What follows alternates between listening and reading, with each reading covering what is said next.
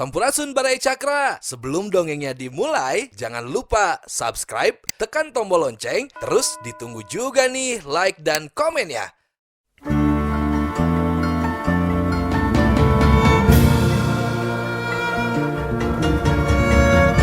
Baraya Cakra, parantos waktosna 80,5 FM Radio Cakra, midangkeun dongeng Sunda Dora-Dori. Simkuring sapara kanca ngahaturkeun wilujeng ngadangukeun.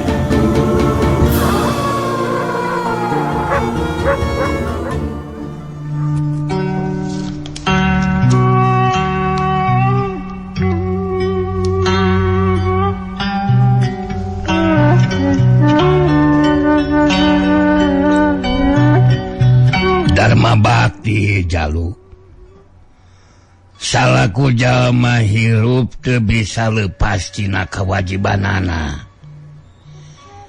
Hirup gumelar ke alam dunya teh lantaran aya nu ngajadikeun nyaeta Gusti Allah Zat anu Maha Kawasa. Urang salaku makhlukna sawajibna kudu babakti ka mantena jalu, ngajalankeun parentahna sarta ngajauhan sarta nyegah kana saneskara laranganana. Pokona mah urang teh kudu taat kana agama anu jadi ageman sarta padoman salilana urang ngumbara di alam dunya ieu. Dawuhan Pangeran dina Al-Qur'an, kudu aya di antara maraneh teh jadi jalma anu tukang ngajak-ngajak sarta marentahkeun kana kahadean jeung kudu nyegah maraneh tina sagala kagorengan. Jalma-jalma nu kitu teh jalma-jalma anu teu kira-kira bagiana jalu. Salian teh eta aya deui anu natrat ka unggal. La khaira fi kasirim min nazwahum ila man amaro bis hadaqatin au ma'rufin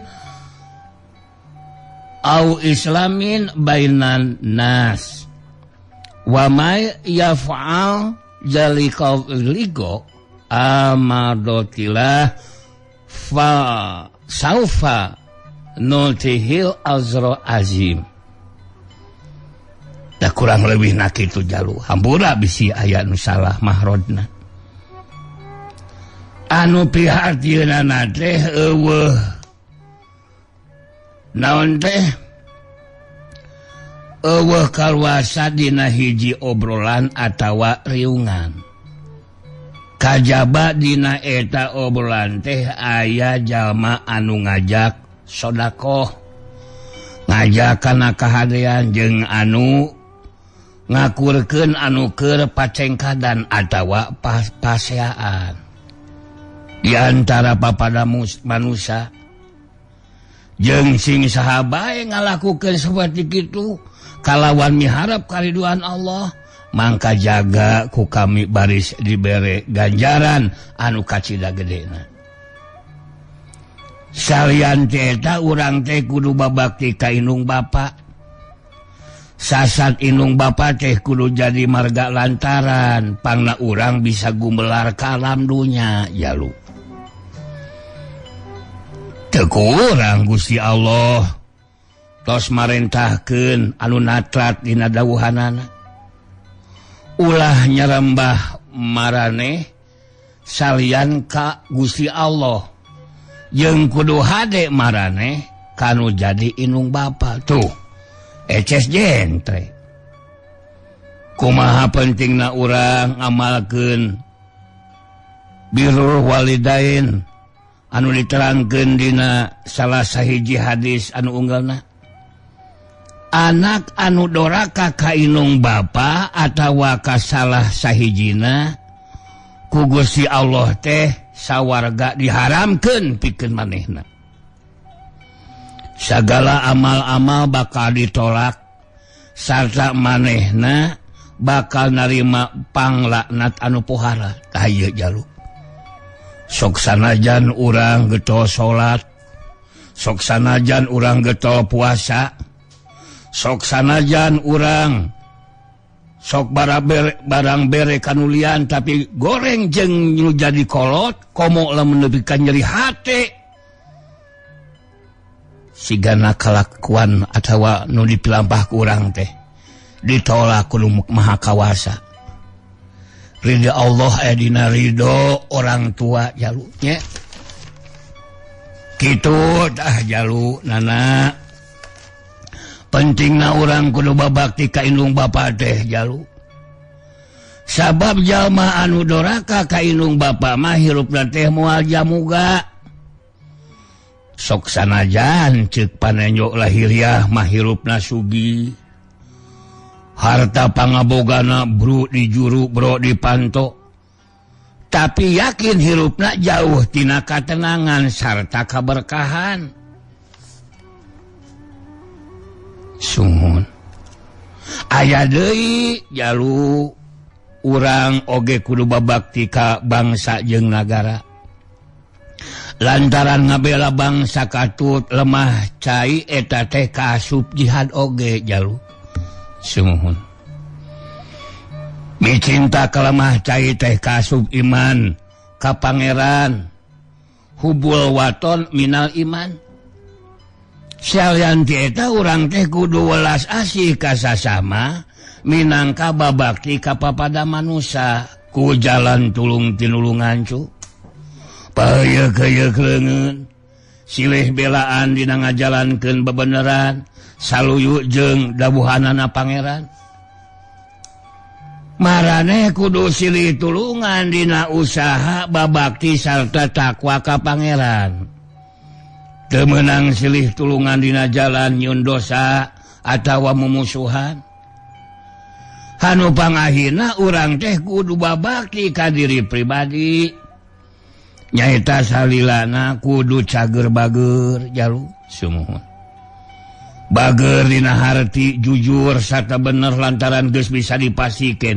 Geus bisa dipasikeun yen sagala kaancuran sarta karuksakan hirup kumbuhna manusia teh eta diakibatkeun ku geus leungitna kajujuran. Umpamana bae baruntakna rumah tangga atawa pecahna hiji beungkeutan kakuatan eta teh akibat teu jujur jalu. Kulantaran kitu omat ujang sing bisa mawa diri hidup. Ucap teh sing sarua jeung tekadna ulah beda ucap beda hate beda deui tina kanana. Tah nana lamun hidup geus bisa ngajalankeun ieu kabeh anu bieu ditataan ku aki anu oge bisa disebut pancadharma insyaallah jalu. Hidup dina rumingkang di alam dunya teh pasti bakal salamet. Salamat dunya akhirat malah. Aki Mursid nutupkeun papatahna bari panonna mah teu lesot neuteub deudeuh ka anu jadi incuna. Katampi aki. Sadaya piwejang ku abdi moal disempen di handap-handap ki. Nyuhunkeun pidoana mugi abdi sing tiasa ngajalankeunana ki. Oh, sok didoakeun ku aki. Karena nemalan bejeung carinak-dak sagala. Hatena rusras kasuat-suat ku kanyaha anu jadi nini akina.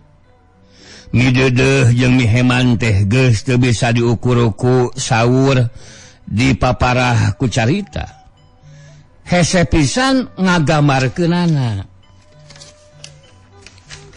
Baraya Cakra di hiji imah nengang anu pernahna di sisi lemur nang karuka. Tilu jelema keur ngariung di tengah imah. Nu saurang paromanana baketut haseum taya pisan siruanan daun. Panona dilak-dilak kaluduaan kawas anu keur ngamek lantaran aya ka keheul. Anu saurang deui kumumu layu malah temong beungeutna teh garana kawas anu tas manggih kacilakaan sedeng nu saurang deui mah murungkut peot teu beda we ti tinggi digebrig paromanana muringi upama budak leutik manggihan kasieun eta tilu jelema teh tayalian ti Ki Jatun anu keur ngawaweleh Darwita jeung si Turkim. Nah make wani-wani ngalakukeun tindakan di luar kanyaho manehanana geus wani-wani nyieun diributan jeung karena tanpa idin leuwih-leuwih Ki Jatun ngarasa keheulna dume si Turki make hayo pipilueun ka Ki Obing jelema nu taya hubungan naon-naon jeung manehanana. Salah gede kalakuan maneh teh Darwita Turkim ngerakeun kaula sia rumaos pisan abdi teh lepat duanana nemalan meh bareng bari hate maka cidang ngarasa paudna sok sieun Ki Jatun ngambekna katutuluyan. Memang Ki Mursid teh musuh kaula euy. Musuh pribadi kaula direngsekeun oge dek ku kaula sorangan kajaba lamun teh celak kaula teu kuat meunang maraneh mantuan. Ki Jatun nyalita deui reet ka Darwita murid tunggalna kacidang ngarasa ngahelasna sanajan kayana teruksak oge tapi beungeutna mah mani baronyok sarta gareuneuk deui ret deui ka si Turkim maehna mah lain muridna pribadi sasat meunang timu ti jalan jalma anar-anar anu teu puguh padumukanana laharoho ka nang karuka nya kumanehna diampihan lumayan pikeun pibatureun.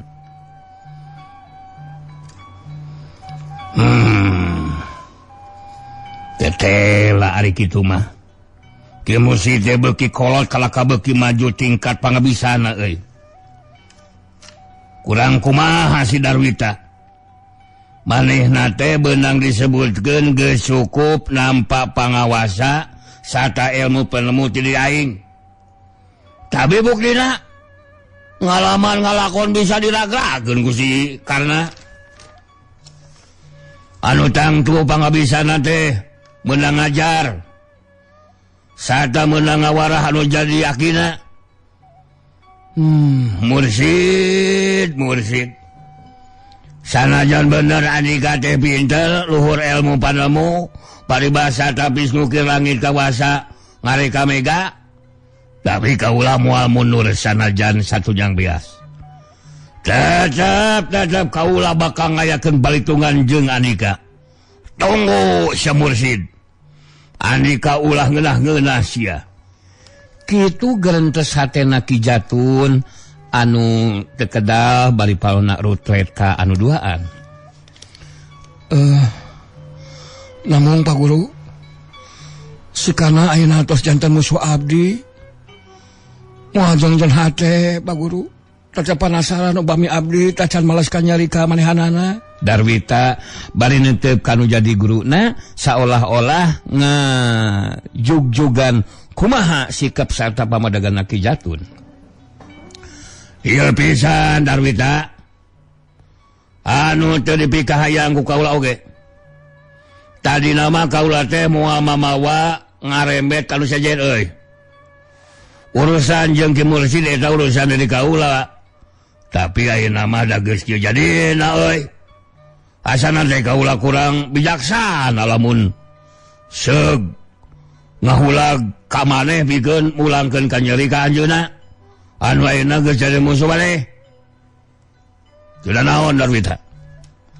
Lamun maneh boga maksud rek mulangkeun ka nyeri kawasna bae memang geus pasualan teh atawa ieu pasualan teh geus kuduna rambat ka male. Lantaran saupama hidup tetep teu kuat ngalawanana komo mun teu kabobor karahayuan mah Paulah nu jadi guru. Lah, aku make gulungan do boy. kan perkara si Mursid Darwita jadi gelusi lagi. Tada maneh nama bagian kaula euy. Sumuhun. Ari kaca menang milu campur kajaba lamun tetela kaula teu kuat euy. Sumuhun. Hade maneh duaan bebela euy. Taya salahna murid pabelaan kau jadi guluna. Sumuhun malawi. Walau begitu. Gitu bisa gitu. Kijatun nyari tanah tanes. Tembongan jiwa kalalakianana. Ebreh dina gurat-gurat beungeutna anu geus karijut dihakanku kakolotan. Tapi kadeleuna mah masih keneh keker, cangker, bubuhan klot oge kasipuhku pangawaruh, kapatuh ku pangarti anu dina tindak tandukna kacida kesit rancingeusna teu kaelehkeun ku anu ngarora.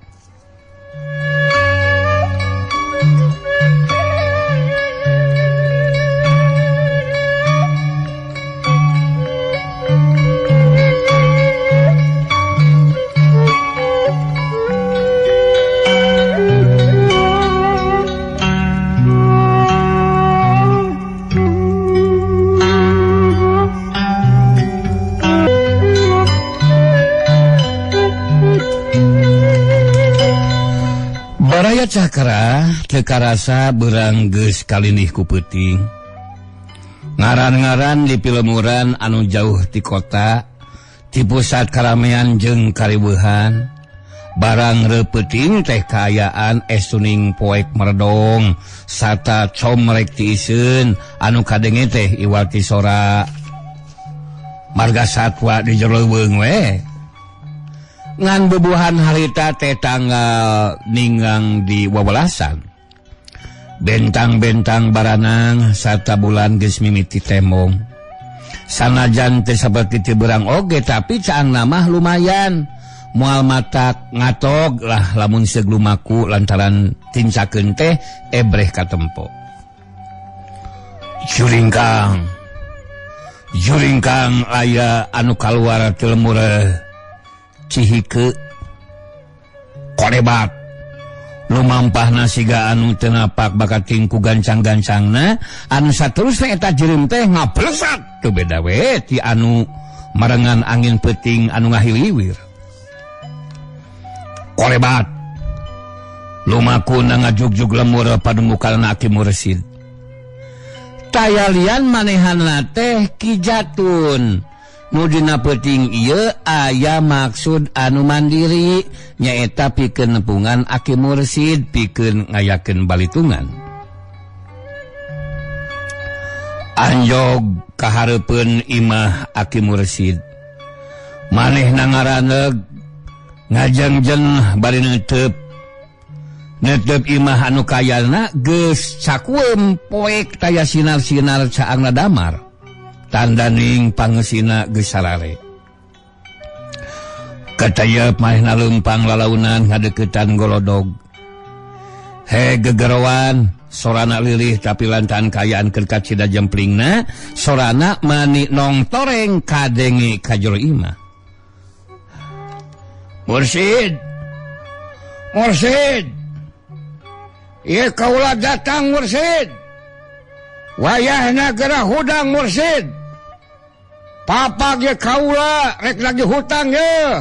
Aki Mursid anu memang kakarapisan reup sare ngagentak mena hudang. Nya kitu deui nini amah.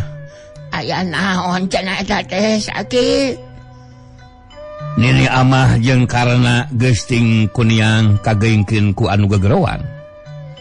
Malah karena mah geus ngajengkat rek murupanto maehna geus ngarti yen ieu jalma anu gegerowan teh tayalian ti kijatun musuh akina. Ngan Aki Mursid gancang ngahuit baripokna. Cicing we kana cicing. Tong pipilweun keun rek disiang hareupan ku Aki. Tungguan anggur mah yeuh nini. Bisi kijatun henteu nyorangan yeuh. Aki Mursid bari ngojengkang muka panto anu saterusna kaluar nyampeurkeun kanu jadi musuhna. Jatun kadengi Aki Mursid ngagorowok. Tacan keneh puas andika teh heuh. Kekeh petekeh musik-musik kajadian anu geus lawas. Kaliwat anu saseoge taya pisan untungna. Boh pikeun Andika atawa pikeun kaula. Nah tacan cukup keneh sakitu kaula geus sababaraha kali minta dihampura ka Andika teh ha. Oh, Mursid. Satungtung di antara urang tacan aya nu ngacolor mah atawa deui Andika tacan sareng bongkokan. Tepakna ku di hadapan kaula. Urusan dari Andika jeung kaula teh tacan bisa dilengsekeun Mursid. Perlu diingatkeun Mursid. Satungtung maksud kaula tacan bisa dilaksanakeun. Ulah diharapkeun yen ieu urusan teh geus beres. Ki Jatun Malang. Jatun. Teteh anjeun teh masih keneh katapu ku nafsu mangsa keur ngora. Padahal umur Andika teh teu beda ti umur kaula Jatun. Pada geus tunggang gunung. Jatun naon Jatun? Kumaha dinya ari bener mah Andika tacan ngerasa puas. Sanajan kaula mah saeutik oge geus aya nafsu pikeun neruskeun mangsa keur ngora. Anu icikibung dina dosa sarta riributan nu saeutik oge taya paedahna. Ngahu budis ya. Santi nama Andika teh nya Mursid. Dah arek babalik pikir kitu. Atawa memang geus taya kasanggupan pikeun yang harapan kaula lantaran jejerih sieun kupati ha. Jatun dengekeun ku si lain. Kawaslin pada kolot. Pikeun kaula mah umur anu ngan kali popoyan deui. Satadina mah moal dihahamur teu puguh Jatun. Sabi-sabisa rek digunakeun pikeun nobatan sakabeh dosa jeung kasalahan anu dihaja atawa anu teu dihaja. Sama sakali lain rek digunakeun pikeun ngajulung nafsu umar amarah saperti Andika Jatun. Perkara pati mah Jatun lain bogana kaula euy. Geus aya nu bakal pinyabuteun nyaeta malaikat maut. Teu perlu dikoretkeun atawa dipikahayang Jatun. Geus nepi ka ajalna mah teu burung we nguruyung datang. Aki Mursid nemalan diri. Manehna masih keneh ngajengjen dina golodog nyang hareup ka Ki Jatun. Yeah. Pinter-pinter. Ngana setan ayeuna mah sa Mursid. Awas usad wae sia. Tapi leuir teuing oi. Geus aya gunana oi. Ku kaula mah didenge deuleu. Didengena ku bujur ku kaula mah. Ayeuna mah cinak we Mursid. Sanggup henteu yang harapan dari kaula pikeun ngayakeun bae tugas ha. Lamun teu sanggup Andika kudu nyambah ka di kaula. Acong-acongan 7 kali. Kakaraya perkara ku kaula dianggap beres. Jatun. Ari kudu nyembah teu pubuh sata lain. Kanu hakna kudu disembah mah mangkelanan. Sangeuk teuing kaula teh. Hana cenah eta Andika keukeuh peuteukeuh. Mika butuh nyawa kaula baeu teh teuing. Tiba heula oge teu dikoretkeun ari bisa mah. Kapaksa kaula bakal ngalayanan. Jatun. Di mana kahayang teh? Di mana? Bener-bener gitu mah. Kata lalaki Mursid. Ayo tuturkeun aing. Tuturkeun. Urang katagal pangangonan. Pikeun ijen patutunggalan ngadu jajaten. Ki Jatun bae terus ngabelesat nyeuheulaan. sakedeng oge jelema geus tembong dihakan ku balabagna peuting anu samar-samar kacangan ku sinar bulan anu masih keneh jauh. Geus kitu mah kalawan teu ngalobakeun omong. Jelat. Aki mursid nuturkeun ngabelesat. Murut regal pangangonan. Anu kari di imah nganini amah kadua karena papelong-pelong bari taya anu lemek taya anu nyarek. Tuturkeun jalu bisi ati hidap kumaha onam. Sektini amah sanggeus sawatara lila ngahulang. Kumaha tuh nini di dieu nyalira panginten karena nemongkeun ka hariwangna. Geus tong loba nu dipika melang. Ini mah mana naon. Sok tapi aki hidap. Ngaran-ngaran anu patelak mate jauh bahlana ujang. Tapi omat ulah pipilueun satungtung aki hidap kuateun keneh mahnya. Lain kuna naon bisi ngama kujang. Geus kitu mah belacat we karena nuturkeun. Tepoho bari ngajingjing rantang ngajingjing rantang mawa ngajingjing ruyung kawungna anu saterusna manehna kakatayapan lantaran anu galungan teh geus dimimitian. Tembong ting kolebatna bae dina hiji tempat anu lenglang. Iwati jukut anu ngajejemrung. Teu jauh ti dinya aya batu gede mani ngacungkiring para gidariuk barudak angon. Karena mani molohok teu ngicep-ngicep mireungeuh anu keur patutunggalan teh. Tembong jerimna anu kokolebatan teu beda we ti kalangkang bodas. Gerakanana kasida cepetna hese dituturkeun ku panenjo. Ngagulung kawas anu muntel. Kakebul mulak maklum tanah dirinya teh garing.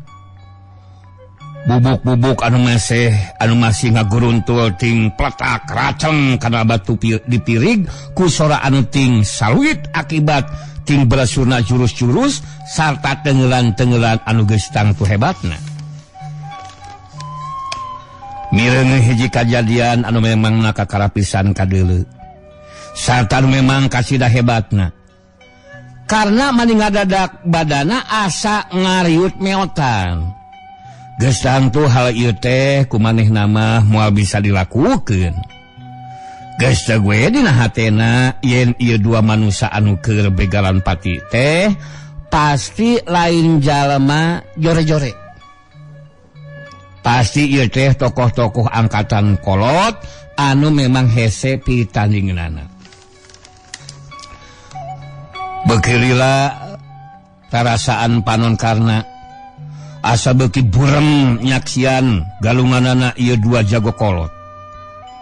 Anu bekilila beki hebat katamah deui kakebul maneh mulek ngahalangan panenjona. Tapi anu bitotama teh kalah beki jonjon. Batu-batu beki racon kasepakan. Atuh tatangkalan ulah leutik ting dorok-dok padeungas kadupakan. Lila-lila anu galungan teh siga anu rek ngaangeusan. Tembong gerakanana henteu sacepet tadi.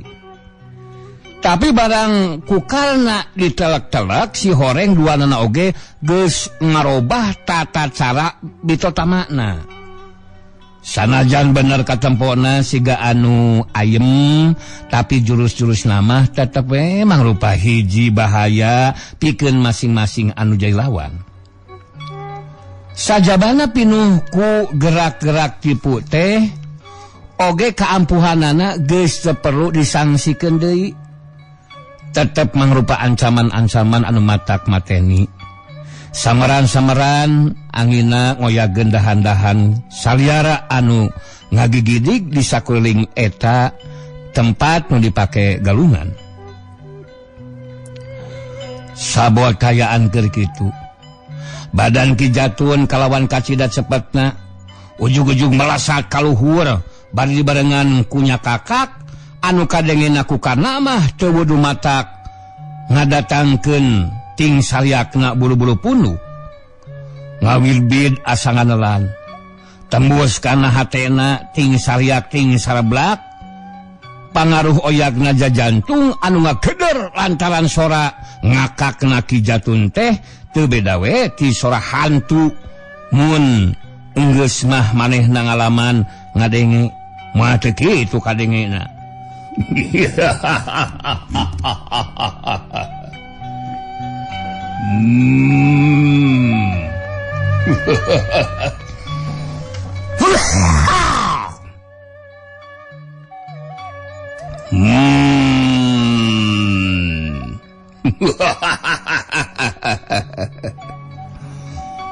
Jorelat Cirug Ki Jatun teh nangtung di luhureun batu sedengkeun Aki Mursid ngacegah reupeunana. Jelas nama tembong lantaran kakebul teh geus teu pati mulak teuing. Masih keneh teas geuning kulit Andika teh Mursid euy. Memang sapantasna Andika wani nuluykeun kana panangtangna kaula. Kabeneran Mursid. Hudang-hudang Andika nu geus sakitu heubeulna teh kawasa mah kudu dibayar euy.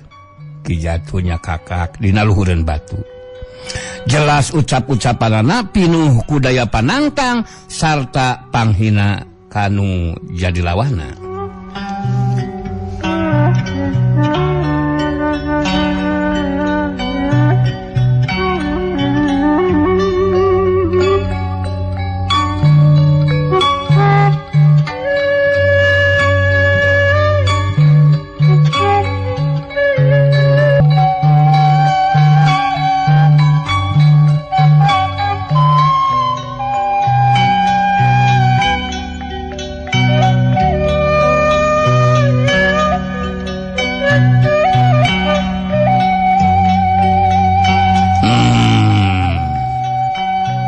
Memang teu heula Andika teh resep rebutan Jatun.